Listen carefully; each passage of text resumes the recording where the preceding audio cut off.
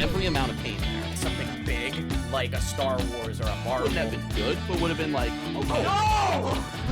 You are at the movies with Ace And Martin. and we saw a thriller. No, we saw the Michael movie. Yeah. And we did in fact see, I guess you could already say one of the biggest biopics of all time, starring the king of pop himself, Michael Jackson, but the movie titled just Michael. Do you like the title? I don't know. I feel like there's different ways to make a more compelling title than just Michael. He had so many great names for songs. Like, he was always so good at naming his hits. Like, maybe Man in the Mirror would be a little too cheesy and stuff, but I don't know. I always thought that would be the one. Kind of, yeah. I mean, we're going to get into the tropes of this genre, I'm sure, in this discussion. I'm kind of tired of the going with a song name or the artist's name. That's true. Like, one of their names. Like, I feel like both of those are kind of tired at this point.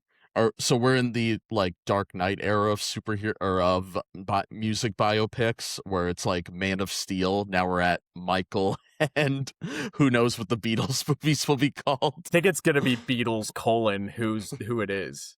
Like the Beatles, Michael, the Beatles, that's George. Nuts. This is an interesting subgenre. I don't think thematically it's anything deep, but I feel like there was a part of, the zeitgeist when Bohemian Rhapsody made $1 billion, regardless on the quality of the movie. It was like, oh wow, this is kind of the thing that is popular that isn't a superhero movie. Is this the next big trendy thing? And Rocket Man comes out the next year, and that does fine. And 2020 happens, and I feel like that hype that was the music biopic becoming a trendy kind of pop subgenre faded out a little bit. And it was interesting to watch Michael all these years later because it was reminding me of that time where I thought that was the next thing. Excuse me. Yeah, I don't necessarily think the genres the subgenre of the musician biopic has really ever really faded. Like, it's been around for so long. And, you could argue maybe the peak of that so far has been the Bohemian Rhapsody. It makes $1 billion. But, like, Walk the Line was a pretty big one. Ray, those were, like, a year apart back in the early 2000s. Even before that, there was the Selena one, which was really, that was, 9 months after she died, they had that movie out in theaters. Crazy. I think that the genre has, kind of plateaued in ways since Bohemian Rhapsody, so it feels like it hasn't really evolved. I think there's a few standout examples that I think we'll get into, but more or less, there's a parody movie called Walk Hard: The Dewey Cox Story, which is a parody primarily of Walk the Line, and it follows, every movie follows that same structure, that same plot. They haven't deviated that much at all in this, long history. So I do think that's noteworthy.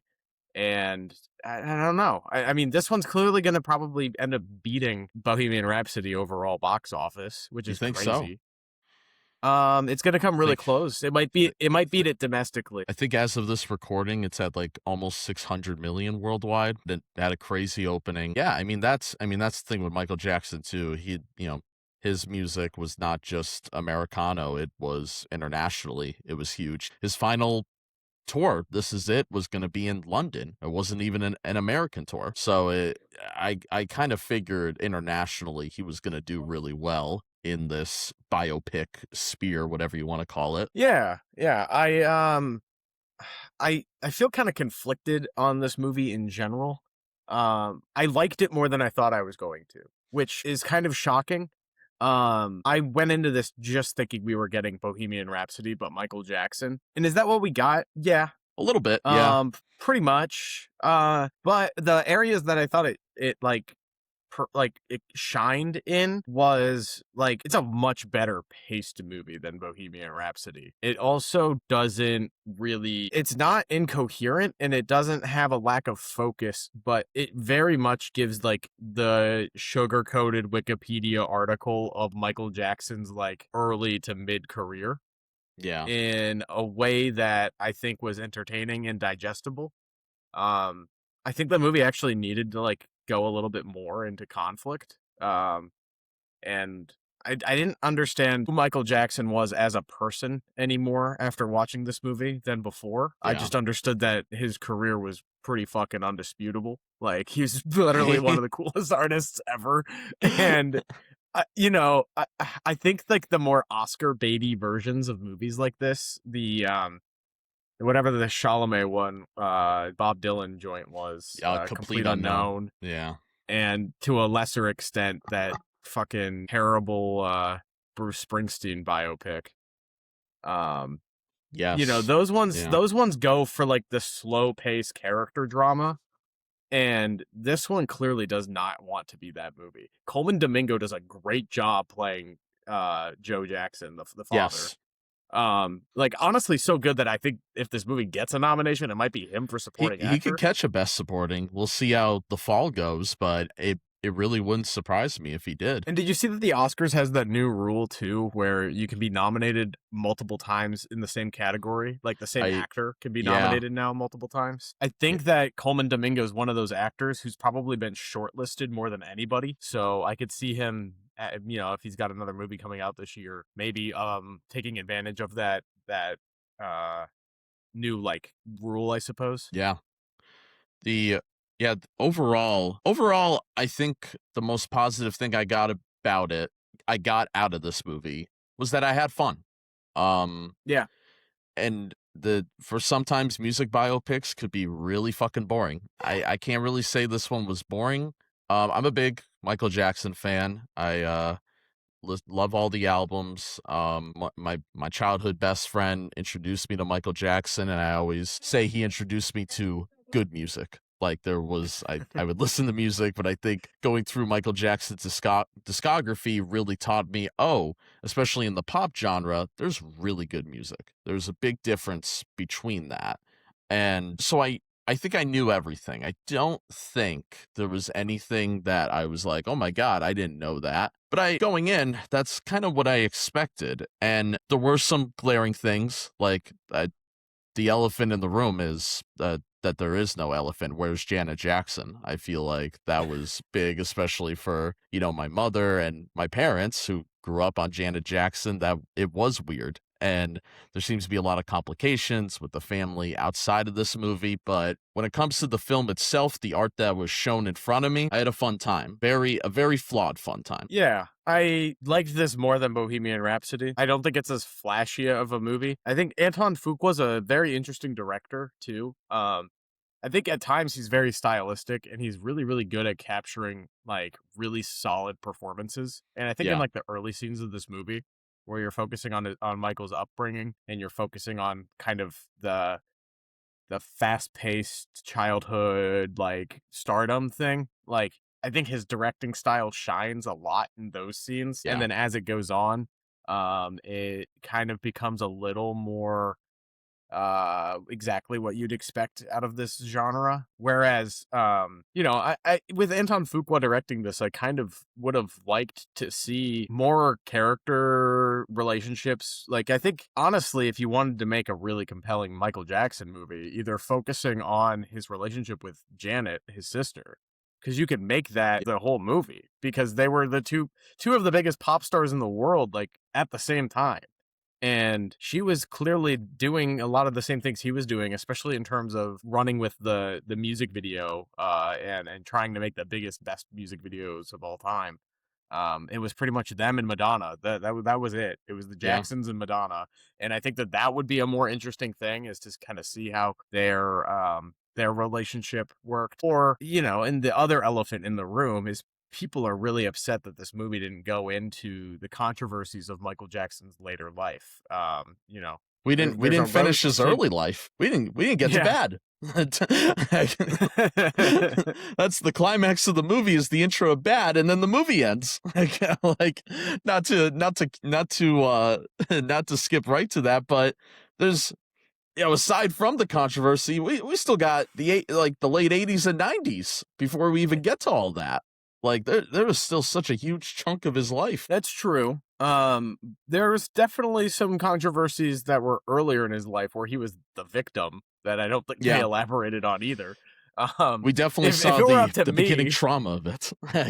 Yes, yes. But if it were up to me, I would have named this movie Dirty Diana, and it would have been an expose on Diana Ross, because you want to go into what actually is Michael Jackson's problem. I think a lot of it starts with her bringing the Jackson 5 on because of Yeah. her relationship with him, which I don't know.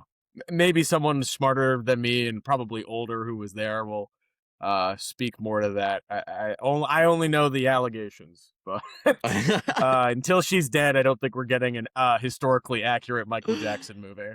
The I did like the little Easter eggs throughout this movie. Of course, him reading Neverland. For those of you who don't know, that's what he names his big mansion or whatever.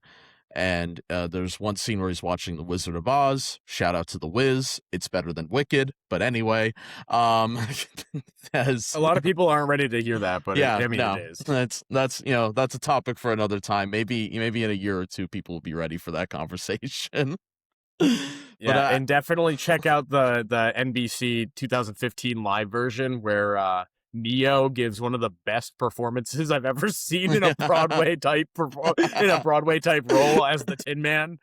He seriously crushes it.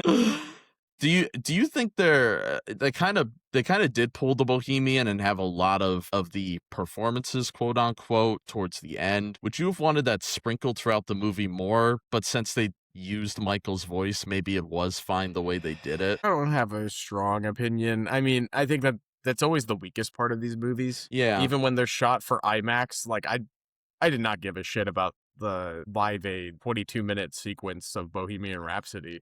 Was it the best part of the movie? Maybe. It's but like also it's like a high quality lip sync battle. Like I don't like it. They're weird to me. Like, yeah, it's a performance and he has to mimic the moves. And Jafar Jackson, we should have mentioned him earlier. Jafar Jackson is great. I feel, I felt like whenever I thought about a Michael Jackson biopic, it really bothered me though of like who the hell could pull this off. And I think going with a member of the family was smart, and it seemed like in the little behind the scenes that I looked into, they were really nervous about him, and the guy committed. Like, he'd be waking up, doing dancing, no days off. Like, the guy locked in, as some would say, to play Michael Jackson. I don't think he was perfect by any means, and if there is a sequel, we'll see how he could do his later life. But Thriller era Michael, I thought he did pretty damn good. Yeah, I agree. I kind of wish they didn't gloss over Off the Wall. I feel like they went from Jackson 5 to Thriller era, which is fine, but as a bigger fan of Off the Wall than Thriller, I would have liked to have seen like how much of a risk it was for him to go solo when he did. Yeah. I feel like that's something that I wish it focused on, and I feel like that would have given Jafar Jackson a little bit more time to I guess hone in that performance. I think he's good, especially with the physicality. You're right. Going with a member of the family is smart, but not only a member of the family, like he has a very similar build, very similar height, very small. I mean, Michael was a very small man. He was always super super skinny.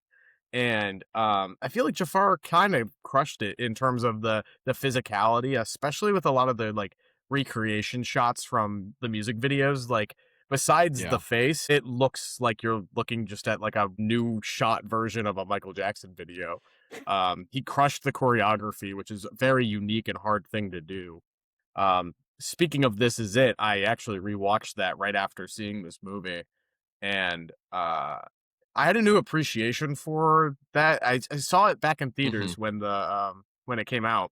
I hadn't seen it again since, but the amount of effort they went into getting those background dancers cast and then also getting them to replicate Michael's style and movements like so much is something that you could tell the same team who did that and was trying to get that tour to happen was behind like this movie and getting not only Jafar but the entire ensemble that same sharpness and isolated kind of movements that Michael was known for. He crushes it. The only other person I think who could have pulled it off would have been the guy who did MJ the musical on Broadway, who's currently doing the show in Vegas as like a residency, which I think it makes more sense there than it does as a Broadway musical. Yeah. that I think that the framing of that musical though is a little bit better of a narrative because they use it. Well, it's a little odd. It's got like a series of flashbacks and stuff like that, but they use a framing device that I think is really smart, which it takes place in 1994 and Michael's about to go tour whatever his second 90s album was. Hmm. And that was like a lot, like right around the same time a lot of the controversies were starting to happen. And it was when he was having a few medical episodes and stuff that eventually led to him being overprescribed. Yeah. Um, and it was like a really smart moment to like set everything in, and then as they were rehearsing songs it would go back in time to when that song was either being written or like what inspired that song. And I thought that was a really like smart framing device for the Broadway show, and I was like, if they bring that to a movie they don't have to deal with like the set changes and stuff like that because it's a camera, you know. Like you can Yeah. just jump back in time and do something unique that isn't so linear.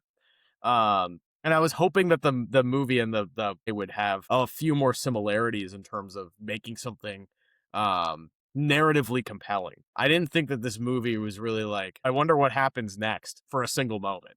You know? Yeah. And maybe it's just because I'm a little more familiar with Michael Jackson than everybody, but Yeah.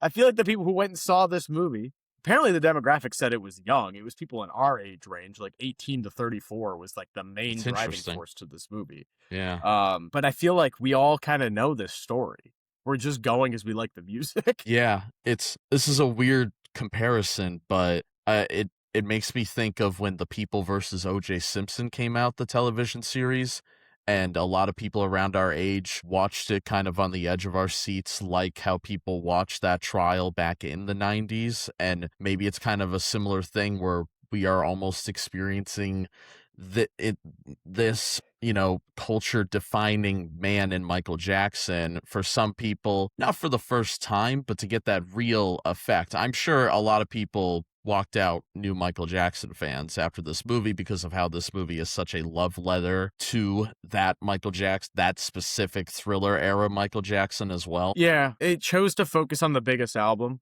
Yeah. And I respect that to a degree, but it doesn't feel like even that Bruce Springsteen biopic. I don't know if you ever saw that, the one with Jeremy Allen White. Yeah, I never Deliver Me from never checked- Nowhere or whatever. Yeah, I never saw it. It was smart that it focused on one album. It's not like Yeah. his whole life in a movie. And I kind of respect that this movie isn't his whole life in a movie either. It's his early life. Which does in a seem to be movie. the trend now. Complete Unknown, only focused on a part of Bob Dylan's career. That does seem to be the upward trend of this current subgenre. Totally. And it's smart because I think Yeah. you can avoid some of the major tropes, which is like just, like I said earlier, Walk Hard, the Dewey Cox story. That's what happens when you try to tell the artist's whole life in 2 hours or whatever. It always comes across totally just, yeah, we got to have the scene where they try the drug for the first time, like like that kind of stuff. And it's just but yeah, I think that the Springsteen biopic was smart in focusing on Nebraska, which is like critically one of the more Yeah. appreciated Springsteen albums, but not one of the most popular. And I think that would have been kind of cool, focusing on a different era of Michael Jackson's career than the most popular one. But at the end of the day, you're right that this is blockbuster cinema. These movies are trying to compete with superhero movies, and I think they marketed this movie just in name and iconography alone, and it worked. Yeah, maybe it was kind of the test where let's see how much money we make by just marketing that it's a Michael Jackson movie, and then maybe in the sequel is when you could play around. There's also, a lot of behind the scenes stuff where they didn't have the correct rights from the estate and a lot of stuff was reshot. So yeah, this movie was a bit of a mess behind the scenes. What did you think of Miles Teller in this movie? Bad wig. Yeah, very bad. That is one of the worst wigs I've seen in a while. I don't know. He kind of wasn't. If that character wasn't played by Miles Teller, I don't think we'd be talking about it. No, that's why I was like really interested why he took this role. And it's his first major role since Top Gun Maverick, his biggest movie ever. And I just thought it was an interesting choice to take the small supporting role in this, guaranteed hit. Yeah. And I mean, I think if they make a sequel, he'll probably have a little bit more presence and things to do. Yeah. Um, but at the same time, it's like I don't think he's banking on a sequel to this. It Yeah. felt like a weird He choice. he really doesn't Maybe need it's a one thing either. where maybe it's just a thing where he's like a Michael Jackson fan and wanted to be a Yeah. part of this story or this work That's with the true. estate in making this movie. Also, I mean, Anton Fuqua, say what you will, this is definitely a cash grab kind of movie. But Yeah. Anton Fuqua was one of those like journeyman directors that I respect a lot. And you talk about this a lot off mic, especially, but especially with like black filmmakers making like giant blockbuster movies.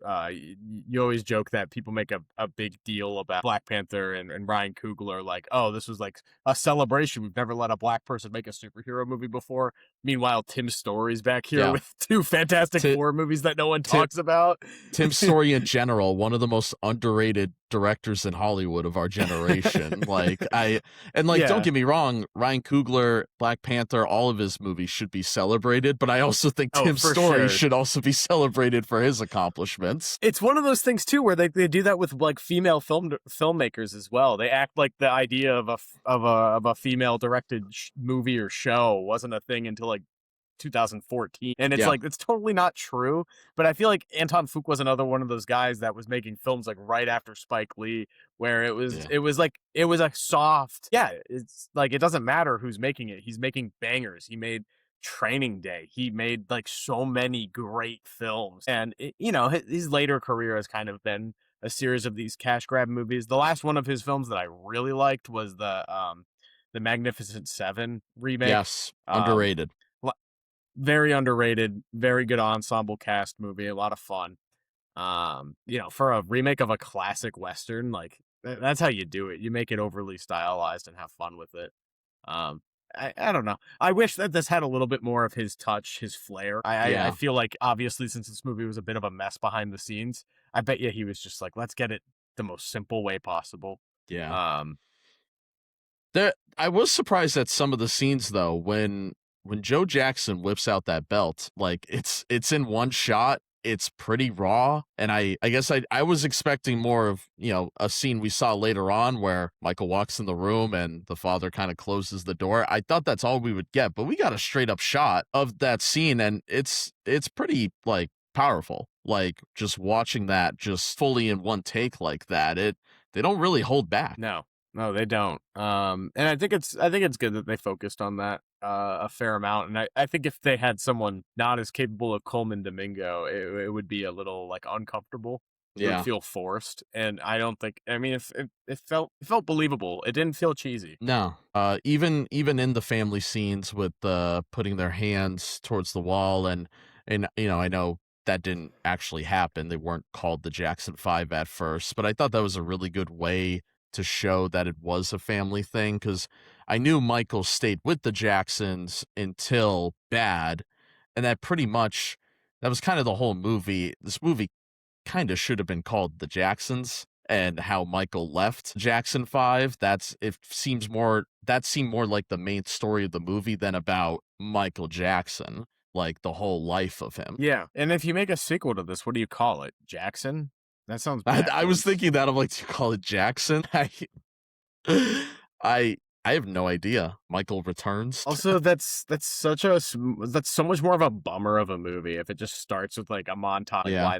Such a And respected album. We gotta get the Bad music video, because we had a little John Landis silhouette in the Thriller scene of this movie. I want a Scorsese silhouette during the Bad music video.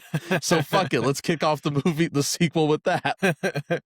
And then it just ends like really depressing, like babies hung out of windows. Yeah.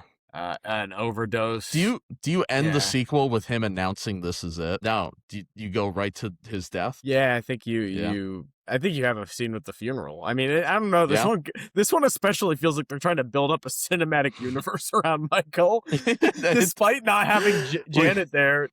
The Prince element was interesting. Our good friend John Perolsky, friend of the show, future guest, he left the movie going like, is Prince gonna show up in the next movie? Like the way they were hinting at some things. Yeah, they like really kind of like leaned into it. It wasn't well man, what was the there was there was a movie, was it the Bob Dylan one? Oh, were they really built up? They built up the Johnny Cash, like they had Yes. they had a new Johnny Cash in the Bob Dylan movie for like I really 2 thought it was scenes. Joaquin. And I'm like, I think I saw Complete Unknown weeks later, and I'm like, how did I not hear about this? And like, they're really building it up, and it's the guy from Logan, which he's cool, but like, why did they build it up like I thought it was Phoenix? Yeah, that was wild.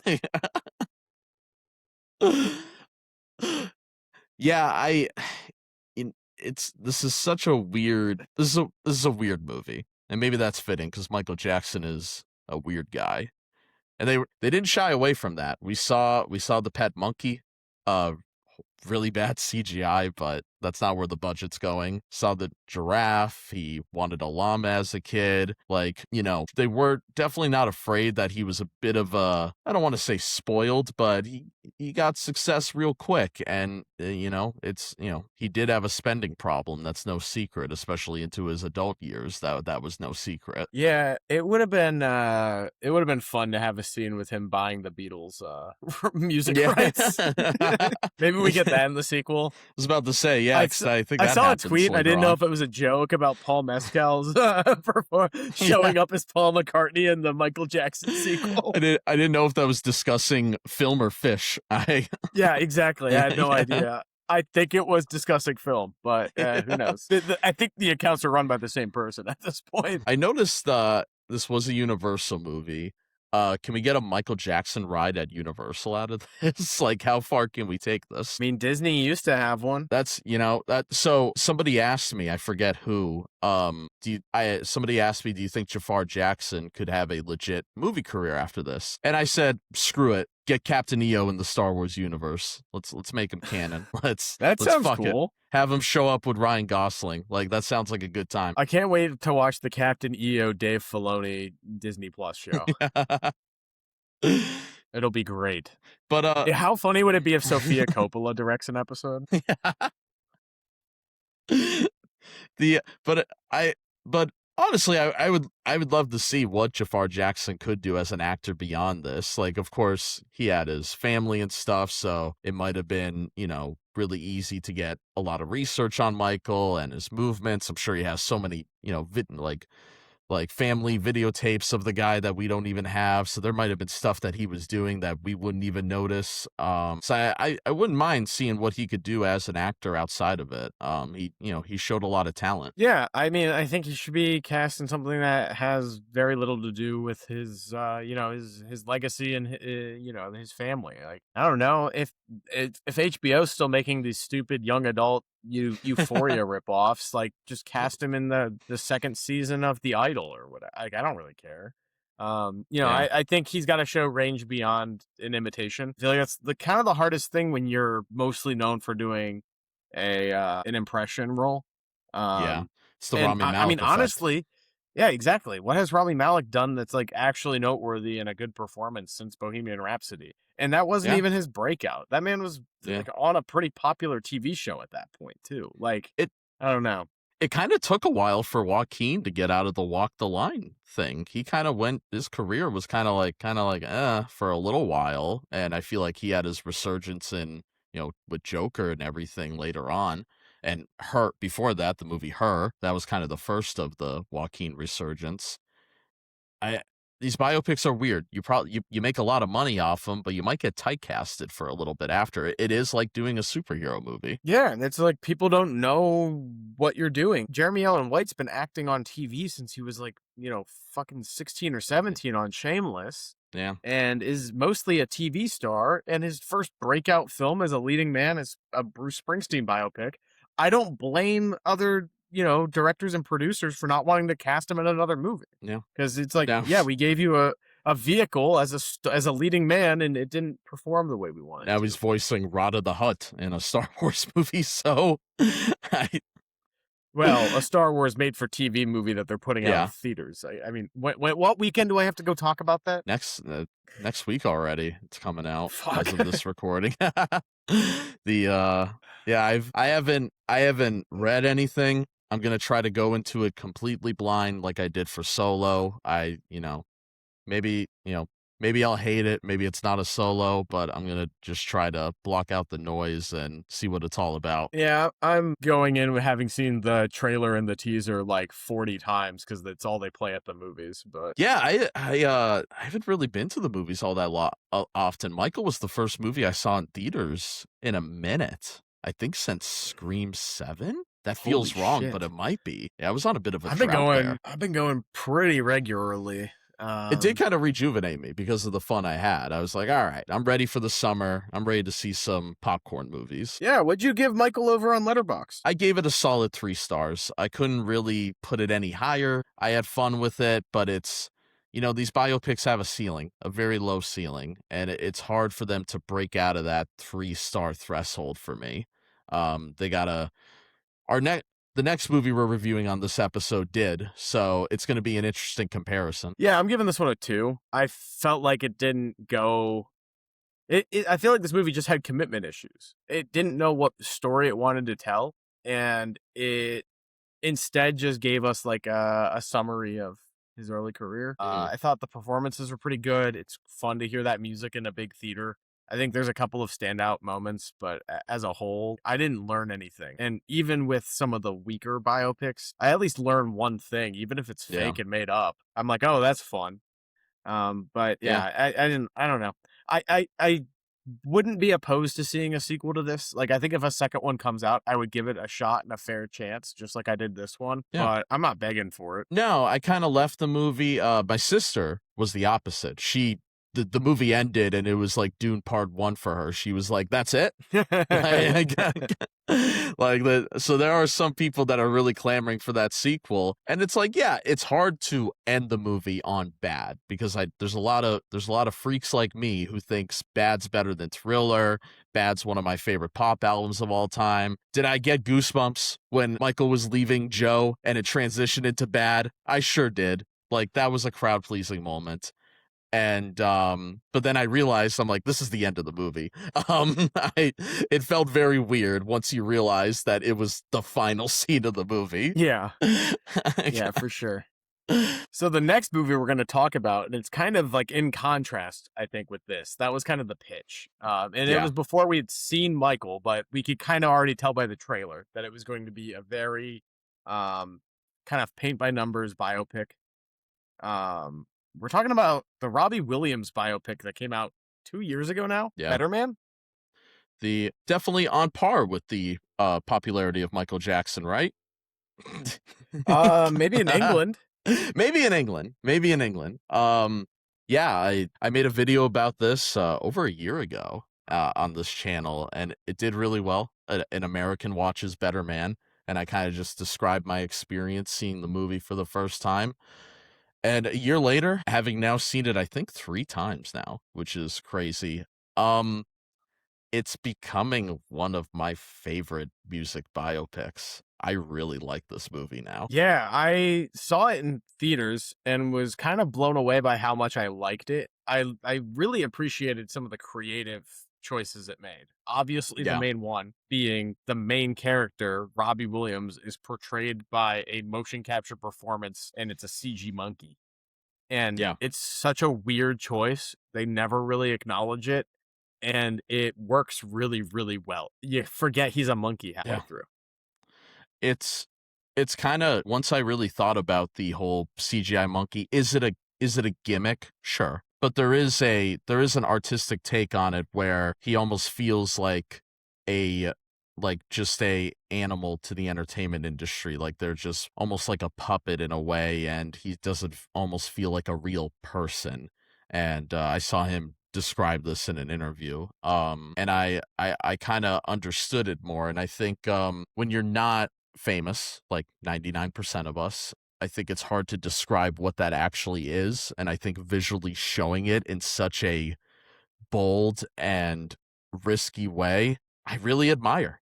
I a year later, I think it's a really cool choice to do that. Yeah, and I even don't hate it as a gimmick either, because Robbie Williams is like very well known for not being an American hit. Like he never had a like a top 40 Billboard single in the United States, and his most popular song in the United States, Rock DJ, was only popular because of its like crazy ass music video in the early 2000s.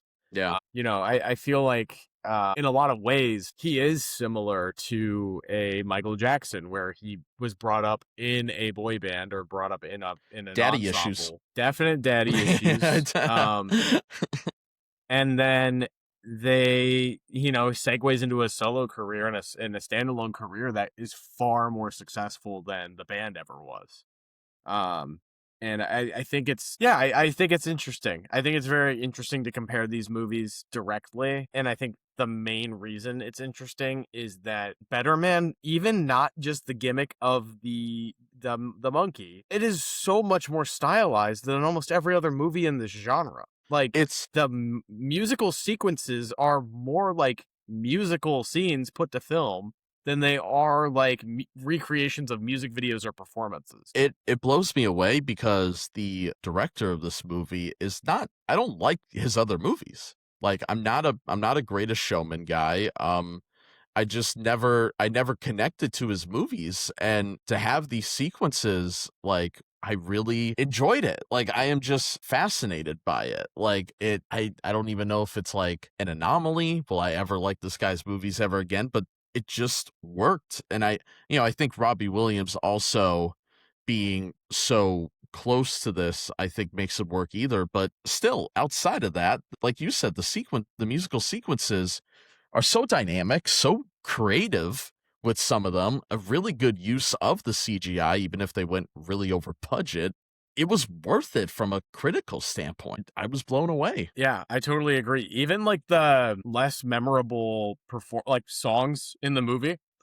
The one that comes to mind is the one with all the lights where he meets his wife, fiance, like that whole Yes. sequence.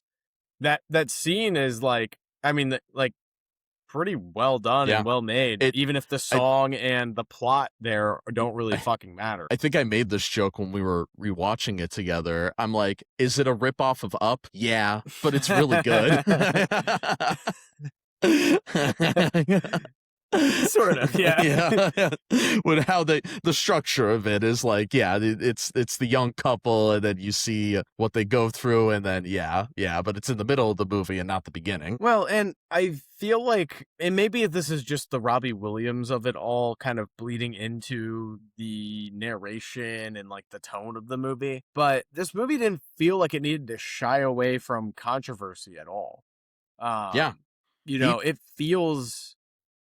It feels very like opinionated as a film. It's one of the what were you gonna say? I would have I Yeah. would have respected the Michael movie if it chose to be like more finger pointing and damning at maybe the things that led to where he went in life, or maybe, making some sort of like claim other than Michael needs to they made the movie like the Free Britney movement. Like the Michael movie was like the Free Michael movie.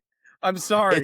It was misguided. Yeah, Better Man did such a good job at showing the time period as well of how chaotic Y2K was for young artists too. It's the Britney Spears of the world, the Timberlakes, how weird that time was to be a young celebrity. Comparing it to the Michael movie, Jackson had a big hand in it, and I think it's hard when you're adapting your father's work, I'm sure, because most people want to just romanticize their parents, especially publicly, and that's got to be tougher.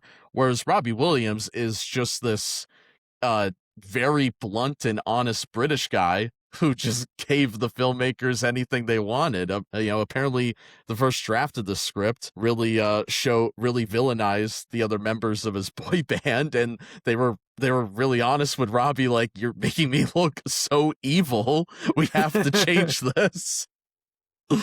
Yeah, and I mean, I think it's probably for the better. There was a little bit of involvement there. One of my least favorite things about Bohemian Rhapsody is kind of how the other members of Queen were able to like wipe their hands of controversy, or that all those guys are like, we're calling the party at 4 a.m. We're not doing anything bad, and definitely not sleeping with 17-year-olds. Goodbye. Have fun at your gay orgy. Whatever. Like it it just feels it Yeah. feels gross when it's sanitized by the people who survive the artist. And I Yeah. really think to make one of these movies good, you have to make it about an artist who is either still alive or was like very, very vocal about like what they would want their movie to be Yeah. like. And It's to go on. compare it to another biopic, the Motley Crue movie, The Dirt. They really had a hand in that movie, and they were brutally honest. Like, yeah, Yeah. it's fucking crazy. We're all still alive. Like, this is what happened. Like, and it seemed like Robbie Williams went in with that similar energy. Yeah, and that Motley Crue movie is like fun. Like, it's not a Yeah. great movie by any means and has a lot of the same tropes, but like that's one that I would throw on any day in the background. Yeah. I would A not do great that for Netflix Michael movie. or Bohemian. Yeah, I Yeah. wouldn't throw that. I wouldn't throw on, some of these other movies. Like, I'm not watching fucking A Complete Unknown ever again. Honestly, No. like No. even as a Timothée Chalamet fan, like that was a one and done. I Yeah. do not care. And I like Bob Dylan's music. Like, I'm not like an Yeah. anti-Dylan guy. It's just like focusing on that one part of his life isn't interesting to me. Like, I'd rather watch the one that has Richard Gere and Kate Blanchett and The most interesting part of Complete Unknown was the stuff I already knew, is when he, went electric for the first time, and I knew it was coming, and I just wanted to see that scene after 2 hours of just meh. 2 hours of Edward Norton's forehead looking like this. And that's what I really got to commend Better Man too, is the pacing is insanely good. Like, there isn't a lot of it moves downtime. quick. Yeah, I know I fell asleep the last time we watched it, but granted, it was quite late. But I went after home a long and weekend. yeah, and I went home and was like, oh, I should probably I should probably zoom to where or fast forward to where I left off, or last scene I remember. And I started playing it, and I was like, you know what? I'm just gonna rewatch the whole thing, and I did, Yeah. and it moved by really fast. I had it Yeah. on in the background while I was doing dishes at the beginning. Came back to it right where I fell asleep, and I was like, yeah, the ending of this movie is better than I remember, like seeing it in theaters a few years ago. Like, I really think it puts a nice cap on everything. I think the biggest flaw we both agree is, I don't think the redemption of the father ever lands in the 3 viewings I've had of it. He's unlikable from start to finish. I don't know. This might be like a little TMI, but I think it works in the same way of like how Robbie's interjecting his views on the music industry, and kind of how he was begging for that big break and then got planted into this band where he didn't really fit in, and they exiled him. He's very vocal about that through that entire progression. And there's this element of, it shows you his relationship with his father, but the narration and the voiceover doesn't comment on it very much. And I think that's really telling. I think that's really telling because his acceptance of his father for who he is, even if his father is a piece of shit, it's one of those things you don't always vocalize. And as someone who has a soft spot for father-son relationships in film, I think it's a quietly unspoken forgiveness. He's forgiving his dad for neglecting him. He's forgiving his dad for leaving him and his family. And culturally, maybe it was fine for a British audience. A lot of times in American movies, you have that big forgiveness scene and letting out feelings. And maybe that's just not how they do it across the pond as well. I also have to factor that in. Maybe it worked well in that sense. Yeah, I just like that it's one of the few things in this movie that isn't explicitly said. It shows you that relationship and kind of the turmoil that has on him. That scene where he's lollygagging before his tour, just floating in the pond, and his dad goes in after him, is like a really funny scene. And it's like, yeah, his dad just wants him there to go out there and make money at the end of the day. But it's still like, he's making himself uncomfortable to get his son to do what he needs to do. And I think that's charming. Fathers in music biopics are so interesting because they're never the same. Like, there's a lot of things that repeat in music biopics. Like, you look at Joe Jackson, very complicated relationship there. We just saw in the Michael movie. This movie also completely different, completely complicated in another way. In the Elvis movie, I fucking feel bad for Elvis's dad. The whole movie, you feel awful for this man that was forced to be the manager. And then, like, every father in these biopics are completely different. Yeah. Yeah, I think one of the really good ones is one of the first music biopics that comes to mind, like an old one, is The Coal Miner's Daughter, the Sissy Spacek one. That's a really, really good father role in one of the music biopics. And yeah, no, it is, it's good that that's the one of the things that's dynamic. Yeah. I think when you're telling a person's story, I think their relationship with their parents is a big part of that. Yeah.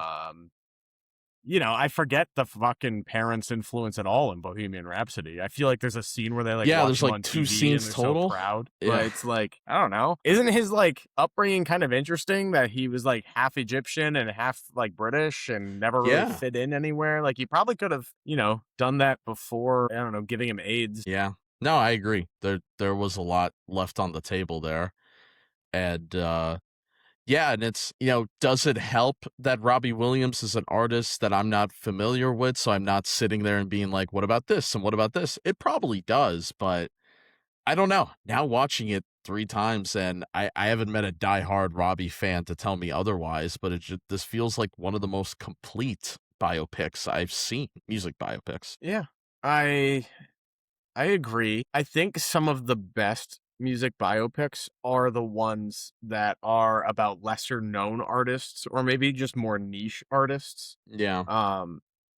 I feel like it's hard to think of like other examples, but a good one is the Selena one, where unless you were alive at her cultural heyday and lived in Texas or Mexico, you probably weren't that familiar with Selena. Yeah. But like, and the way that movie tells her story and her rise to fame and the success of all of that is universal. And I would say that movie kind of preserved her stock because there's one really catchy, fast-paced movie where you can catch up on the lore behind the artist. I think that's probably the best example I can think of that's like a big success. But one of my favorite music biopics is Control, which is about Ian Curtis, the lead singer of Joy Division. And it's one of those like really moody and character-driven music biopics, and it's a really depressing story. He was a man with a little bit of substance abuse issues, but he also got diagnosed, I want to say like 19 or 20 with epilepsy after having like seizures and stuff like that. His epilepsy was getting worse as he aged, and he died at a really young age. I want to say he died at like 23 or 24. He died the night before their U.S. tour, where Joy Division was going to be one of the biggest bands in the world. If you haven't seen that movie, I'd recommend checking it out. And if you aren't familiar with Joy Division, besides a few songs, the movie does a really good job showing their origin as a band. They only put out 2 albums because because Ian Curtis dies, spoiler alert, and then the band becomes New Order, which is like a way bigger band that had way more hit songs through the 80s and early 90s. And that's another British band. Maybe that's the trick. Maybe you have to make it about a British music artist. Yeah. You know what I was thinking about through all this? I wish we had this in sports. Like, I wish we could have big biopics about athletes. Not Winning Time. Did not care for that one. But I wish we could have something like this for a major athlete. I think it'd be fun to see. Okay. Who would be the first athlete you'd want a movie about? Allen Iverson, I think, be a really cool one. That's one of the biggest ones that show up. I feel like he's kind of lost the time with people younger than me too. Like, I feel like he was such an innovator with not only on the court but the style of the NBA. Still to this day, people like a lot of athletes dress like him. It's just innovator when it comes to that culturally. Or you could do something, you could do somebody really wacky. I mean, Ennis Rodman biopic, regardless of how we feel about the person. That is a fun ass biopic. That would be fucking nuts. I don't know who Yeah. you would have play I don't know Dennis who Rodman. would play it. Like, they could have done this in like 9 and it could have been Wesley Snipes and it would have been awesome. That would have been cool. Yeah. It would be really fucking cool if Jonathan Majors didn't get canceled. That would be a really fun role for him. He's got the physique for it. I think in the hockey realm, I think a movie for Wayne Gretzky, but it's towards the end when he gets traded, because there was a lot of drama there of him getting traded to the Kings. That whole thing could be like an hour and a half, really solid movie. I think the Jackie Robinson one, was at 42 with Chadwick Boseman. Yes, I really like that movie. Genuinely great film. Yeah. And, you know, obviously that has to do a lot with like the integration of Black players in the Major League Baseball in general, but it also is like a great movie as a standalone and about his life. I would like to see more baseball biopics. Yeah. Specifically, some of my favorite players. I think you could make a really, really, really interesting Pete Rose biopic. That would be like, honestly, that's a movie that Jeremy Allen White should be in, is the Pete Rose biopic. Because then you could have him age like into the part. That would be cool. Another one that I think would be really fun as a baseball movie would be a Nolan Ryan biopic. Yes, that would be super interesting. There's a lot of, you could do a whole movie about the steroid era, and it would be so fun. Oh my god, that would be sick. Baseball would hate it because everyone would look so cool in it. It's like Mark McGwire and Jose Canseco and all those guys. You're talking about the 90s steroid epidemic, right? Yes. Yeah, hell yeah.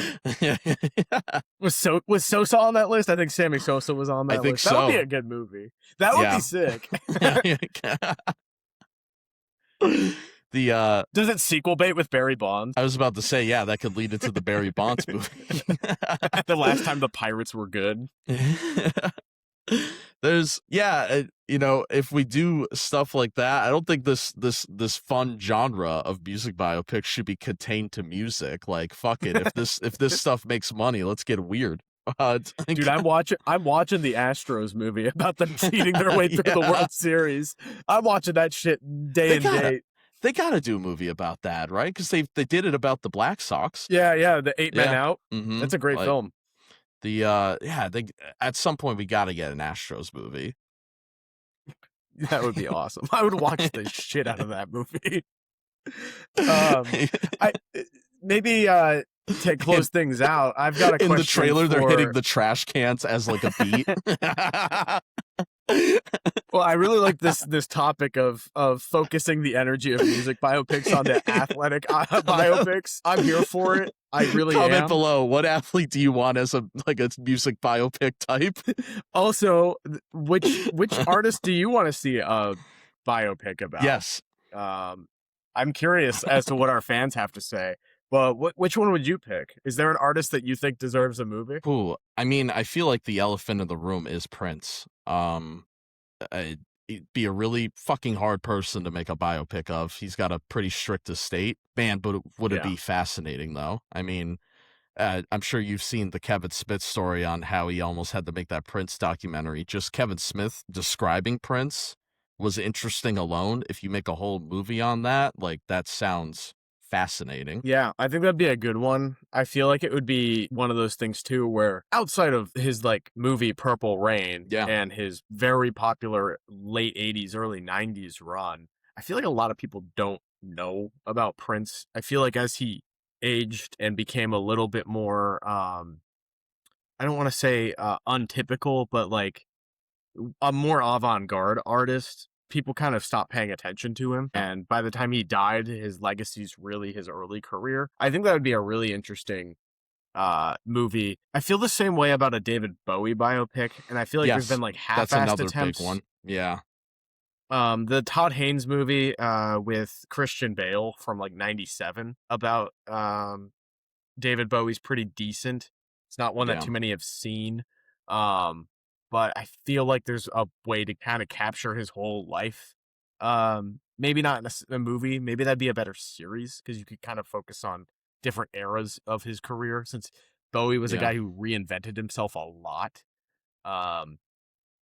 The one that I would really, really like to see, and I'm surprised it hasn't been done, is either a Morrissey biopic and or the Smiths. I feel like you could Yeah. go two ways with it. You could kind of do the Robbie Williams thing, except it would be like even more fucking crazy because Morrissey is a maniac. I mean, the dude is Yeah.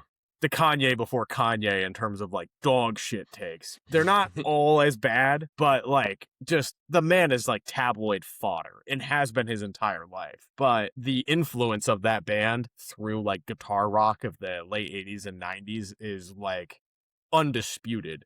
They're a huge band. They have so many popular songs, and I really think the movies that work in this subgenre are the ones about the artists that you don't necessarily know a whole lot about.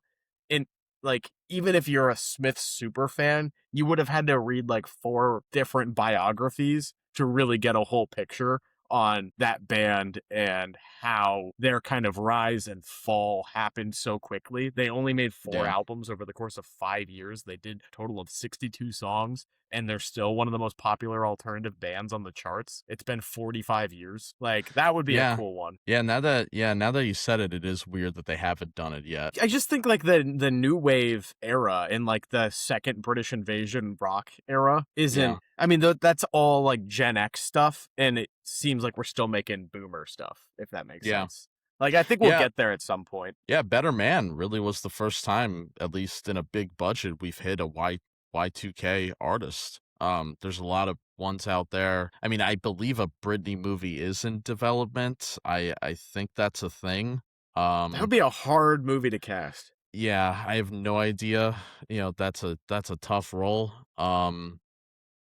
You could yeah, there's definitely some interesting stuff there in that era that you could tackle.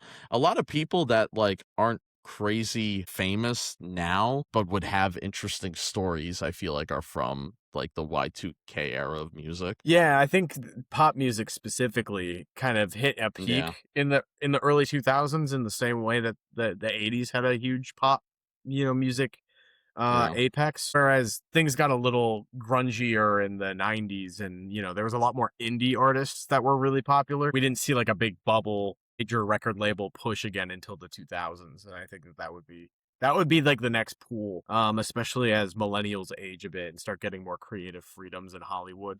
I think To- we're probably going to be seeing a lot. There will be a Justin Timberlake biopic at some point. I'm willing to bet my. Speaking of Timberlake, the Social Network sequel that no one's excited for. Is Would it? Yeah. Would a Napster prequel be funnier to do?